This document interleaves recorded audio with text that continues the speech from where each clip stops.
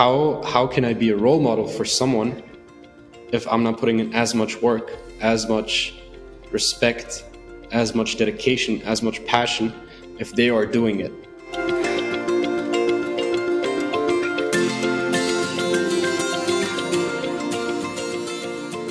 This is my conversation with Jem Bourouh.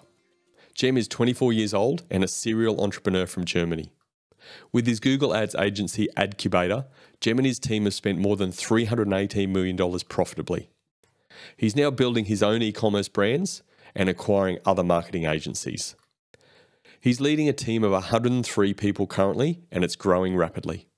Along the way, he's learnt many leadership lessons that have helped him. Today, Jem will share his 5 leadership lessons that helped him scale his businesses. To start the conversation, I couldn't help but ask him why he thought people should listen to what he has to share. This is the Culture of Leadership podcast. I'm Brendan Rogers. Sit back and enjoy my conversation with Jem. Well, first of all, the reason why people should probably listen to me is we've not only built a team of more than 103 people, or around 103 people, which is full-time people working in-house and not contractors, but we've also built, this is like across several companies, so across agencies, across our e-commerce businesses, and that is not only remote, but also in-house. So for my Google Ads agency, AdCubator, for example, we have an in-house office with 23 people, right? For the other agency, Accelerator, we have an in-house office with around 8 people in Hamburg. So we know exactly, that there can be a vast, kind of discrepancy between building the culture in-house and building the culture if people are not in an office or working remotely, right? And especially if you have people working in-house and outside of the office, then it's like, okay, how do I really combine both of these things to have a team that is not only, getting along with each other, but that is working productively, having a proper output, and not having to babysit all of these people, right? And if we're taking a look at the track record that we're having, right now the average revenue or the revenue that we've did last year was around 35 million across all the companies. So I think, it's not like we're doing some guesswork here and trying to figure it out. I think we're doing good. Every year we're seeing significant growth in our business. So I think it's a valid reason why people should listen to this. Yeah, mate, there's a bit of credibility there, absolutely. What's given you the drive to build these companies? What drives Jem? Yeah, in the beginning of all, quite honestly, it was just money, in it to make money, I remember there was a quote in my yearbook when I was 18, because there was a question, where do you see yourself in 10 years, right? And I just wrote down millionaire, because I thought, I didn't try to be funny, but I was genuinely thinking that, okay, I'll be a millionaire, because I thought, okay, you manifest it, become what you think you are. So actually happened 3 years later. But of course, I think many things start with money, because if you grow up not having money and you see all these other people and kids have money, then of course money is not a bad thing. You can do nice things in life with money. You can do vacation, you can eat in a restaurant. Generally speaking, money just increases the quality of life that you have and just gives you a lot of security, right? But at some point, it's not about money. It's about making an impact. It's about leaving a legacy. It's kind of like a game, right? That you want to become the best in your respective vertical and just crush all of your friends and all the other people that are there, and just try to become the best player, kind of like a game, right? It's kind of like we're playing Monopoly, and you have 4 people playing it. Like, you're not playing to lose, right? You're playing to have fun, and you're playing to win. What kind of gives you joy as well. So that's what it's all about. I've started doing these keynotes last year. My first one was actually in Dubai in February last year, which was in front of, I think, 120, 150 people, which is Geek Out, or Geek X now called, the event of a friend of mine, where the average brand or the average attendee makes 37 million in revenue a year, which is humongous, right? So imagine this 23-year-old guy speaking in front of all these people for a first keynote, and then 3 months later being invited to the biggest marketing conference in Europe with 70,000 attendees in person, speaking in front of a crowd of 10,000 people, right? So this is kind of like the pace that that we're going at, and I think it's beautiful because, of course, it starts with money, but at some point you're getting to see the impact that you have, especially because I used to have an info product business and education company where we were teaching people how to make money online, how to start their own e-commerce business. And the results that we've seen from the people that are enrolled in the course are just crazy, because they come into the course not knowing anything about mindset, not knowing anything about, how to run ads, not knowing anything about e-commerce. And then, they go through the guidance, they go through the course, they go through the materials, they attend the calls, they ask the right questions. And then you kind of like see them progressing, kind of like, a chart that is always compounding and compounding and compounding. And I think that's super interesting. Yeah, absolutely. Do you remember the time that it changed for you from being about money to actually being a leader and having an impact? What was that pivotal moment? I mean, first of all, everything that you're doing that involves money is, you have to be the guy who does the fulfillment. You have to be the guy who does the sales. You're a one-man army, pretty much, right? And as soon as you're starting to hire people, it's like, okay, well, I need to provide for them. I need to provide for their families. I can't let the ship sink. So, if you're sinking your own ship, that's one thing, right? But being responsible for a lot of other lives, you're starting to realize, man, that's something else. Because the people are putting their trust in me. They wouldn't come to me or any of my companies and say, hey, I want to work for you, right? Like, they wouldn't apply if they wouldn't feel something about it. Because people don't apply because of only salary or some kind of benefits, or startups having a table tennis table in their office, or some free supplements, whatever. And I think the change really happened in 2020 when we started to hire more and more and more people and actually get an office. So yeah, that's where we're like, damn, it's kind of becoming a big thing. Like, these are real people. These are not only people in front of the computer, but yeah, we have to turn this into something big, which is what we did. So it really started snowballing from kind of like going from one-man army, kind of freelancer, if you will say so, to hiring a few people, friends, just people in your circle, into hiring external people that you've never known that come into your office for an interview, where it's like, okay, well, we're kind of breaking the barrier here. And 103 people later, mate, you're having quite an impact, absolutely. So let's dive into Jem's top 5 leadership lessons and tips over this journey you've had so far and rising up the ranks very, very quickly. The first one, mate, not relying on IQ, but also EQ. Explain it. Yeah, I think to be a good leader, because I mean, of course, running a business, you can run a business if your EQ is that high or is just average. But in order to lead people and understand and get feedback, and assuming that the things that you understand immediately as a leader is immediately picked up by your team, is not a given, right? So I think, because of course you've been your business for the longest amount of time. So how can I really communicate with my team in a way that they don't feel any negative form of communication from my end or a C-level end, where it's like they feel inclined to leave because there's someone else on the team that is kind of like holding it all together, who has more of an EQ, who is a team leader, for example. And this is why it's so important in a leading position, in a team lead position, in a C-level position, or even as a founder, depending on how, of course, the organizational chart is, to have some kind of high EQ, because otherwise you don't understand what the people are thinking, you don't understand what the people are feeling, you don't understand how to act in certain situations. And yeah, it's pretty much it, honestly. How do you think you've developed your own level of EQ over the time that you've been scaling businesses?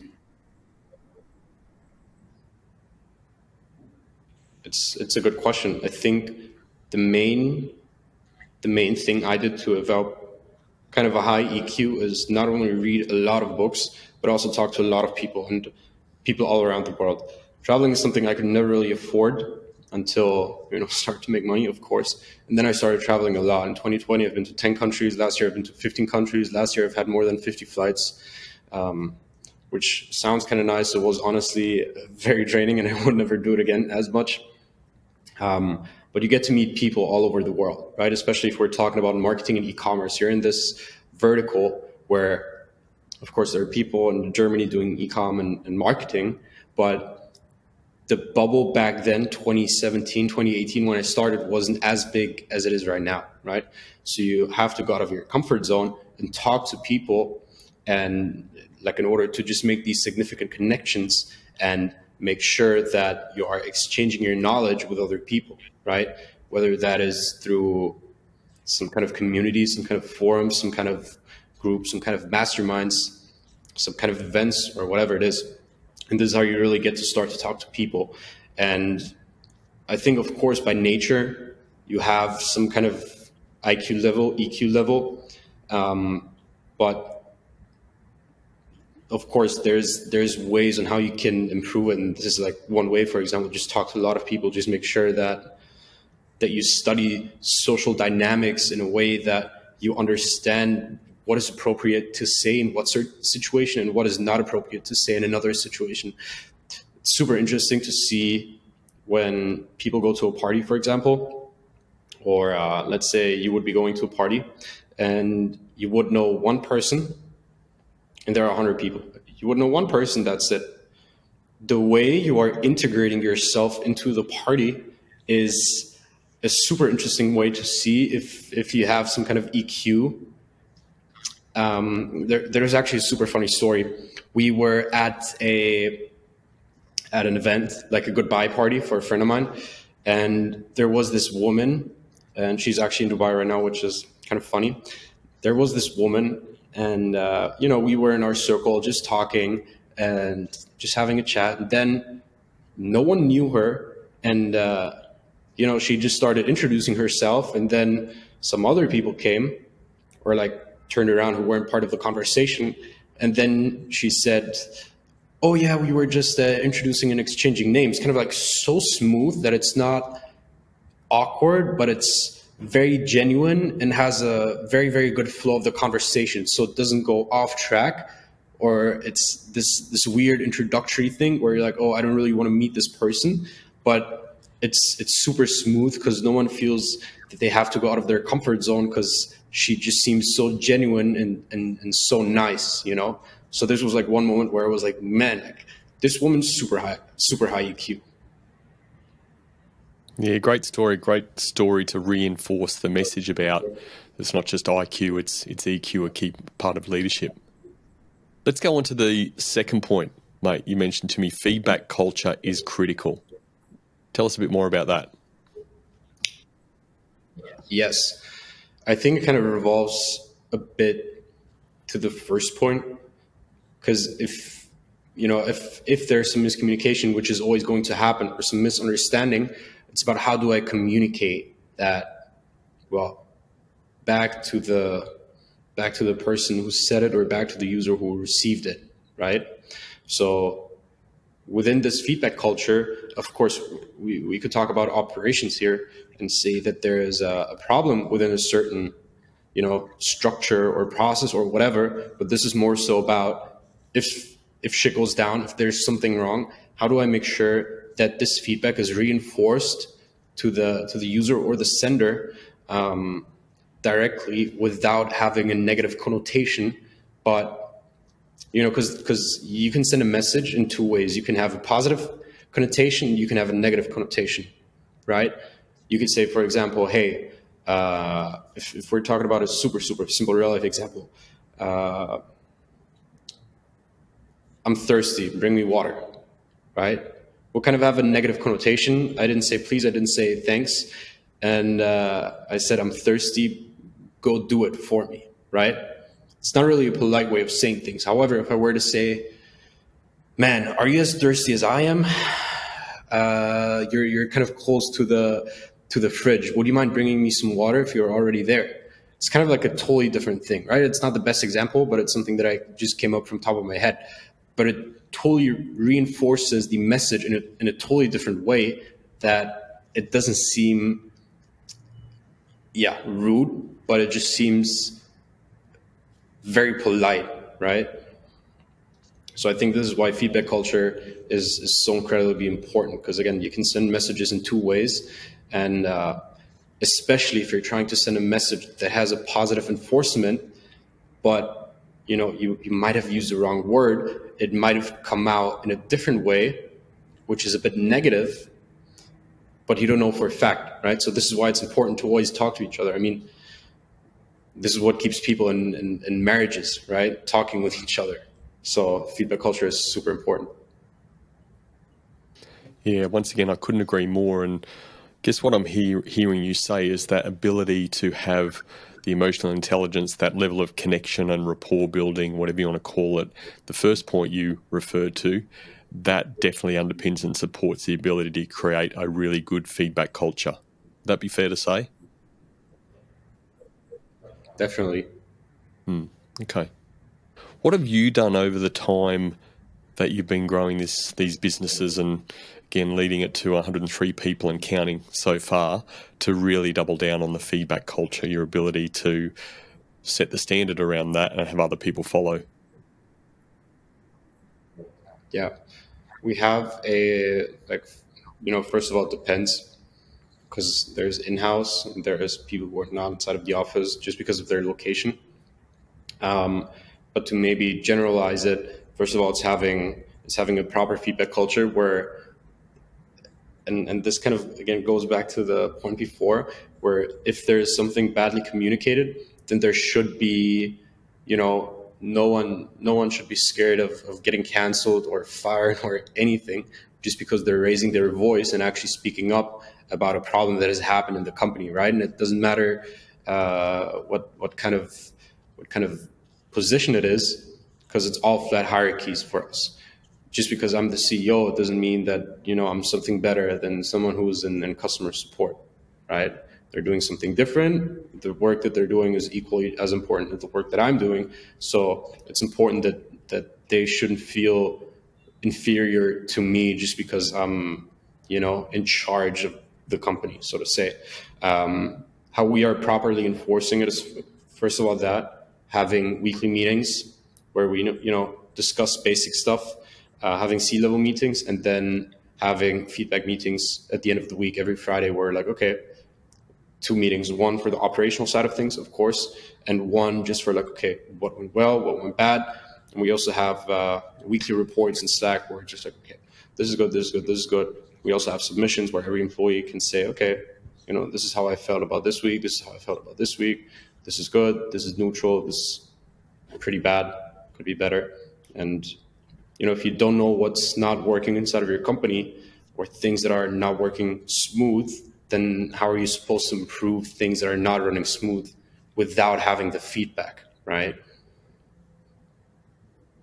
Yeah, spot on again, mate. Let's go to your third point. If you're not growing, you're dying. Unpack that for us. Yes, I think it kind of goes hand in hand with the operational side of things, because if you're not growing, you're dying, you're stagnant, because you're stagnant, and then there's a problem, an issue facing up, which doesn't even have to be internally, but it could be externally, then you're dying, right?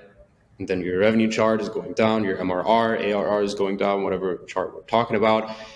And it's the same with culture. Imagine it like a friendship.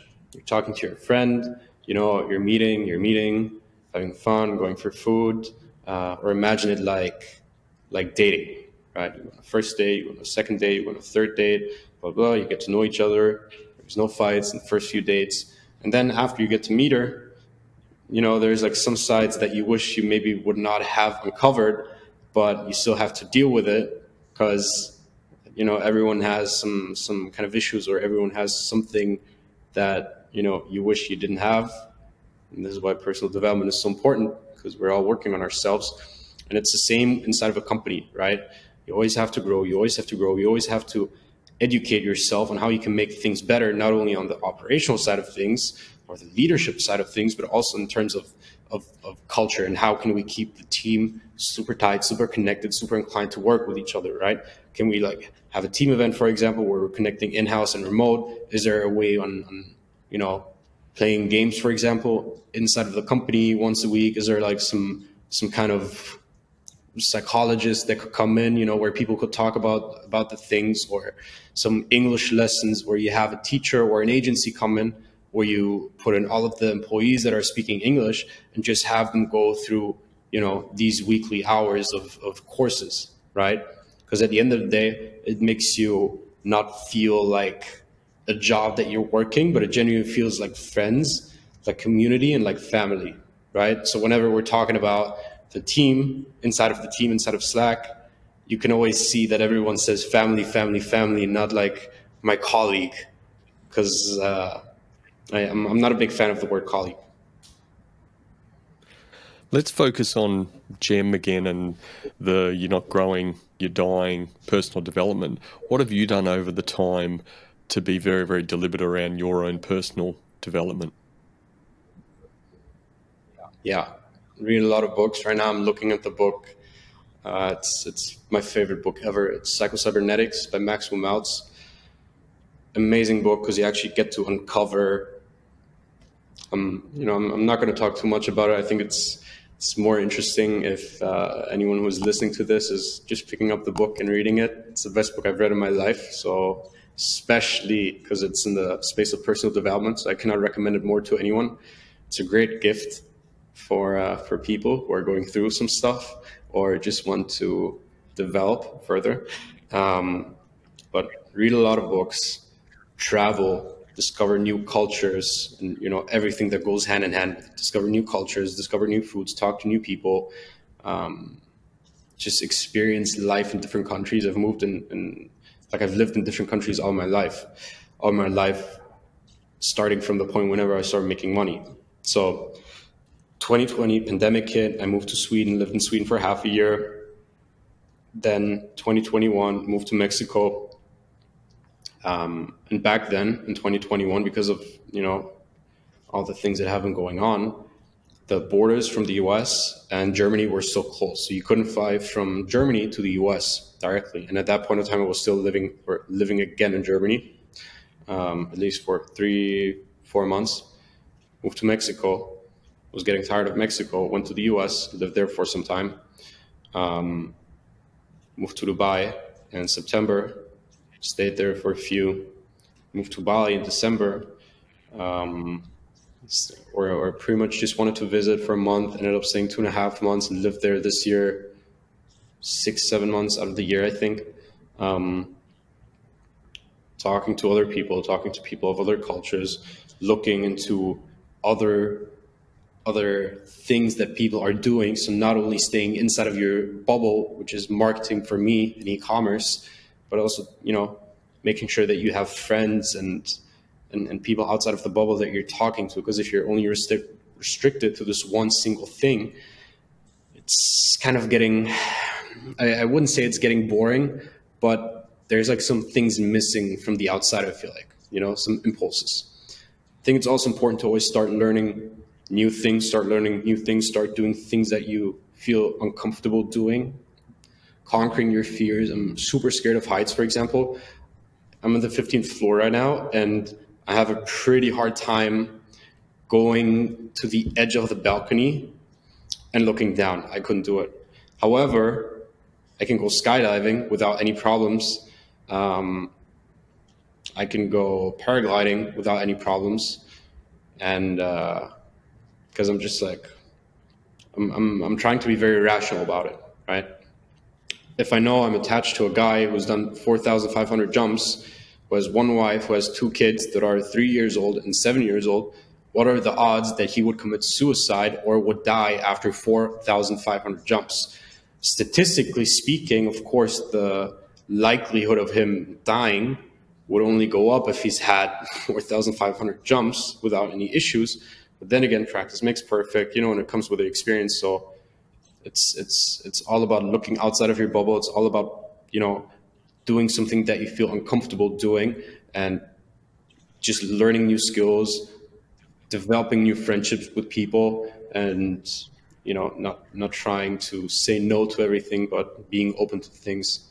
And again, be able to have a proper feedback culture as well with your friends. If there's like something that wasn't appropriate, for example, it's not like we're talking about it right away.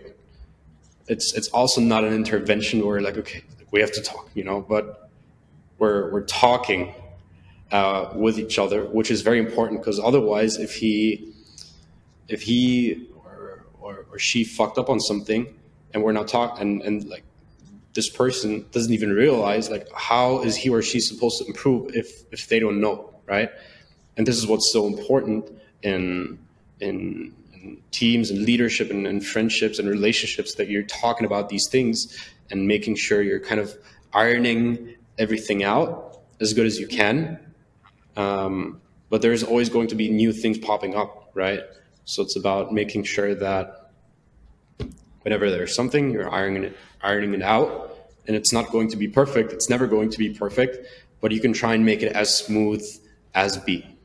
So yeah, this is what I think of this entire feedback culture thing. This is what I'm personally doing to develop further and further. Yeah, well, feedback certainly allows for that self-development cycle to continue, doesn't it? Lots and lots of great experiences you've shared. I guess probably the one thing that stands out to me around your deliberacy around personal development is just growing businesses. That's got to be some pretty decent personal development, hasn't it? Yeah. I feel like different stages of businesses and different levels of revenue and growth require different levels of experiences. Because back then I didn't really used to be the CEO type of guy, because I used to be very perfectionistic. I just wanted to plan everything out. And now I'm more like, well, done is better than perfect. Let's execute, and the rest we'll figure it out later, because I know we can even, iron these things out later.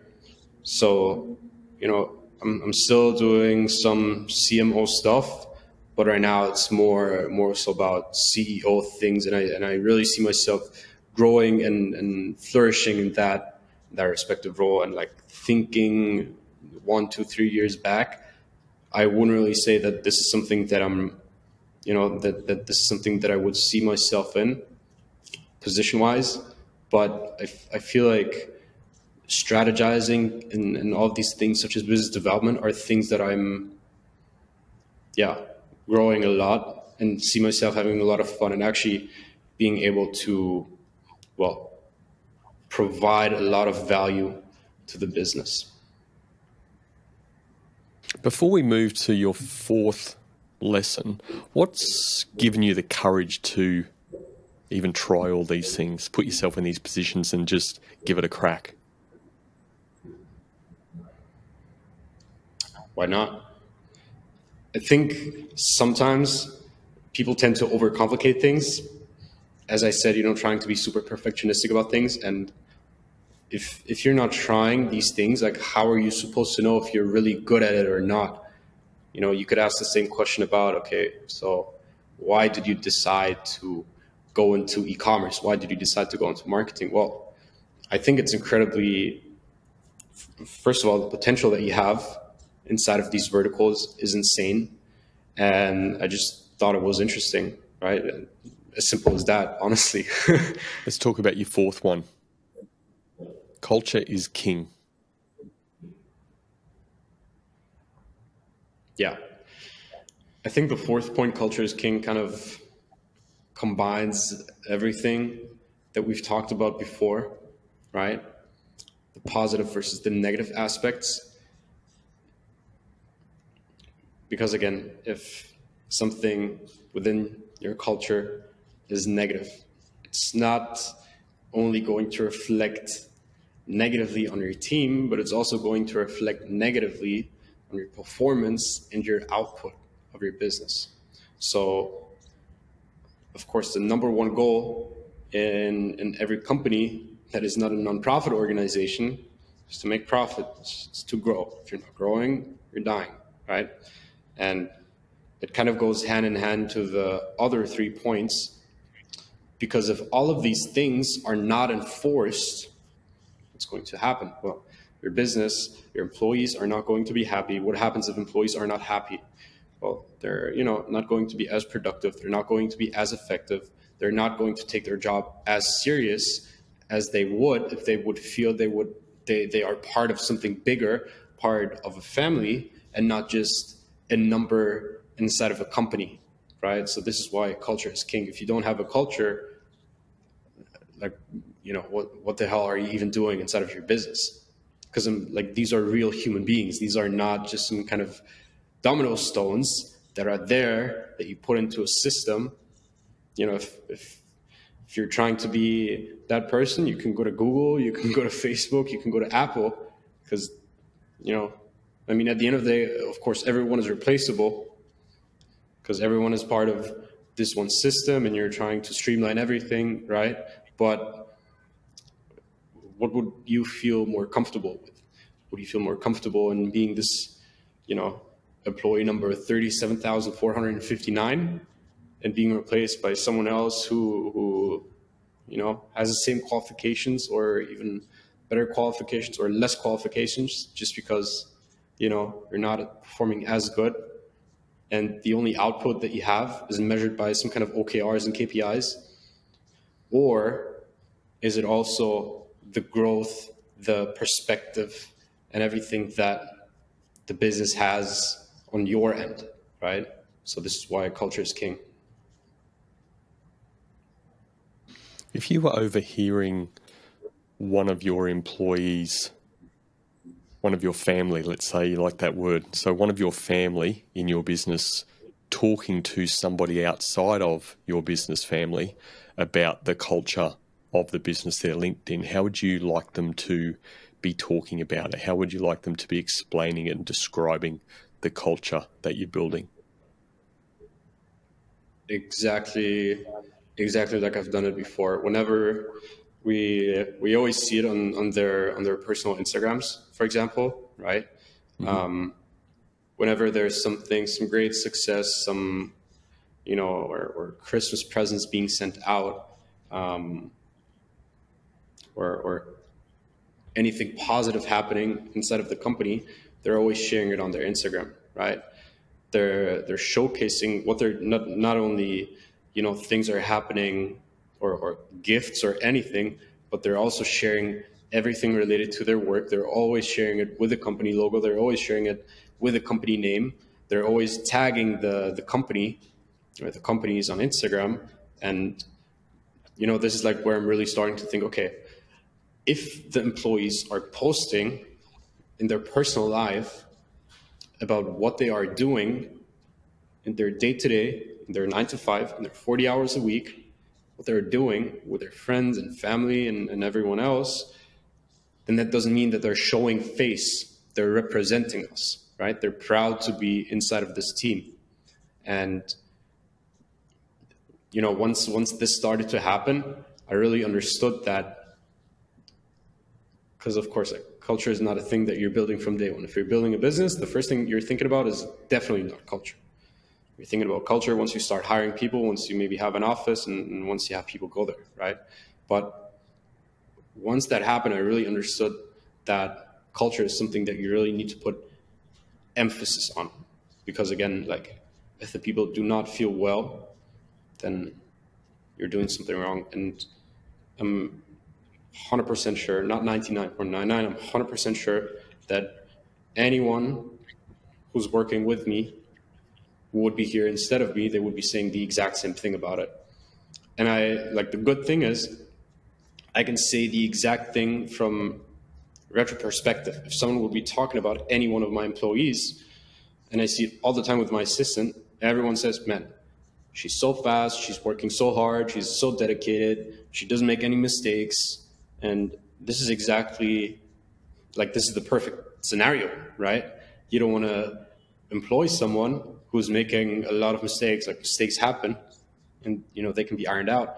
But let's say someone makes 80% mistakes not too good. Someone has like 5, 10, 20% mistakes once they're starting out because they're not familiar with the business. Totally fine, because they're getting training.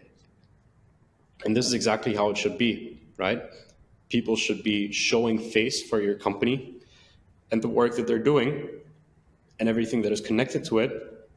And everyone who's seeing it from the outside, or everyone who is communicating with them, or anyone who has an intro or some kind of introduction to them, they should be saying the same thing about your employees. Because you don't want to have the word out that, man, your employees are lazy. Like, Fair point. Why is that word family and describing the culture around family or the people that are working in your business as family so important? Why is that word family so important? If we're talking about work is just something you do from 9 to 5, right? Family is something that does not stop. Family is something you're always part of, something that you cannot change, something that is in your bloodline, whether you like it or not. So it's this vision of being something bigger than just a company who's in business to make money and be market leader and showcase their knowledge and make their clients more money, make their clients happy, and provide value.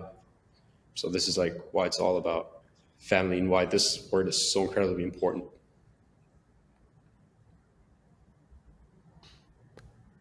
Let's go to Jem's 5th lesson, being a role model for the entire team. Tell us about that, mate. Unpack that for us. Yeah. Good one. You cannot expect people to do something that you yourself would not do, right? If you're a CEO, and I've talked about this before, if you're a CEO and I have someone in customer support, it's same. It's potato. I don't care. Even if it's someone getting paid $2,000 a month in the Philippines, or $1,000 a month in the Philippines, or someone getting paid in Germany $6,000, $8,000 a month. Doesn't matter. Potato, because it's all the same. It's all equal. There is no better. There is no worse. There is different positions, and of course, some. I've said something different before. Some positions are more important than others just because of the impact that they have. Some roles are supporting. Some roles are money generating. Some roles are developing. Some roles are keeping things in place and keeping the system alive. So it's like everyone has some kind of importance, but all of these importances are different as per business, right? If you would have a car manufacturing company, for example, the people who are assembling the car, they're doing important work, very important work, because if you only had the engineers who was going to build the cars, and of course, if you only have the workers on the assembly line, who is going to, design the car, who is going to make sure that the car even works? Doesn't make sense. So, not as equally as important. In this case, probably as equally as important, because otherwise the final product doesn't come to show. But you get the point. Anyways, being a role model, incredibly important, because you cannot expect people to do something that you wouldn't do. Let's take the example of a team meeting or like a feedback meeting, right? I don't care where I'm at. I don't care if I'm at a restaurant. I don't care if I'm at a bar. If there's a team meeting, I'm going, unless there's something critical happening. Doesn't matter. Every Monday, every Wednesday, every Friday, weekly team meeting, talking about what's going to happen this week, talking about what we're grateful for, talking about what was amazing last week. Wednesday, C-level meeting, talking about, higher level stuff. Friday, reviewing the week, saying what's good, saying what's bad, saying what's neutral, and then going to the weekend. And if I, as a leader, am not showing up, if I'm the face of the company, and if I'm not showing up to this meeting, like I'm the most important person of the company, right? Because I'm the face of the company. The people are looking up to me inside of the company. Some people apply and work for us just because they see me as a role model, just because of the things I'm doing in my life, just because of the things I'm posting on social media, and just because of things that I'm just sharing, right? So if I would have someone like that who's totally admiring me or something that I'm doing, and not showing up to the weekly meetings, or not putting in as much work as them, not working as hard as them, I'm not showing them respect. So do you get where this is going? How can I be a role model for someone if I'm not putting in as much work, as much respect, as much dedication, as much passion, if they are doing it, right? Because at the end of the day, I'm the person who's taking home the biggest piece of the pie, right? And they get part of the pie. But if I'm not doing anything as hard, I'm not growing, I'm dying, there's not going to be culture. People are going to, not really understand what I'm doing. People are going to ask questions. People are going to ask, what is happening with all the profits. And I feel like there's some importance to transparency to a certain extent, not all the way. And I feel like companies do that differently. And I know a few of my friends don't share any numbers at all. And I know that a few friends of mine share it on a weekly basis. And I know friends of mine even go as far and share the P&L. Because again, things are, of different importance, their respective roles. And I mean, there's a reason why you're the founder inside of your company, and people being, there to support.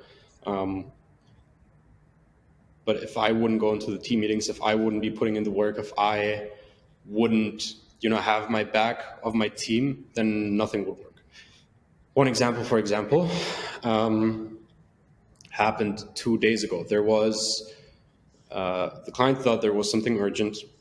Conversion rate was down, and which is regular in marketing. Because media buying, like MarTech, it's Facebook ads, Google ads, it's not consistent. There's days where the performance is better. There's days where the performance is worse. And if you're a company doing 40 million a year, then you should most certainly know about this, especially if the only business you're running is an e-commerce brand. So the client was asking, hey, my conversion rate dropped, it tanked. Can you look into it? It's super urgent. And many times they don't treat you with or your employees with enough respect, right? Because they think, okay, this guy, because these people don't have culture in their company, right? So they don't know how to talk to people. They don't know how to talk to their own team. They don't know how to talk to contractors. They don't know how to talk to agencies. They don't know how to talk to shareholders. Maybe shareholders, because they're perhaps VC backed, but again, that's something else, because they're getting something and benefiting a lot of it. So anyways, the team member who was in charge of this was on vacation for, I don't know how long. And anyways, he replied immediately, hey, I'm on vacation, I'll check it tomorrow. He was like, no, you check it today, it's super urgent. Anyways, he took the time out of his day, 10, 20 minutes, replied, made sure he was happy.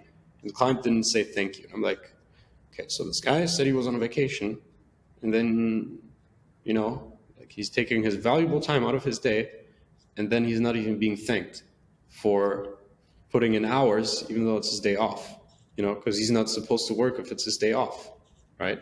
So the client, because we started to intervene, we started to message and say like, hey, like, if there's something you need and it's urgent, blah blah blah, you need to wait your turn, because we have a rule of, like, we have a playbook where basically do's and don'ts of working together, working alongside each other. And being pushy, being rushing, this is like one of the things, for example, we do not like and do not encourage. And if a client has a certain amount of strikes, we kick them out. So anyways, we talked, and then there were like trying to tag people of the C-level and head off. And I'm just so confused, because I haven't been texting with this client at all, because I'm not involved in the operational side of things. So they were tagging some other people inside of the team, and I was so confused. I'm like, okay, but what are you trying to achieve by tagging this person? Because this person is, like, they don't have to say more than me. And they didn't really understand that. So I was kind of shocked, because the client thought, okay, I'll just tag this person, then this guy gets shut up, And yeah. super weird story. But anyways, it's important, again, to be the role model, to show face, to stand up for your, employees. It doesn't matter what rank they are. It doesn't matter if they're on vacation or not. What's important is that we have a good feedback culture, and that you say thank you and please if you want to have something. I think it's super critical, because again, it's about empathy, it's about EQ, it's about how you say certain things, it's about how certain things come out at the end of the day. So yeah, there's a lot to be this is why said for common human decency. This is why being a role model, this is why treating other people as you want to be treated is so freaking important, because otherwise the team is heading into a wrong direction and things are not going to work out the way as you want them to.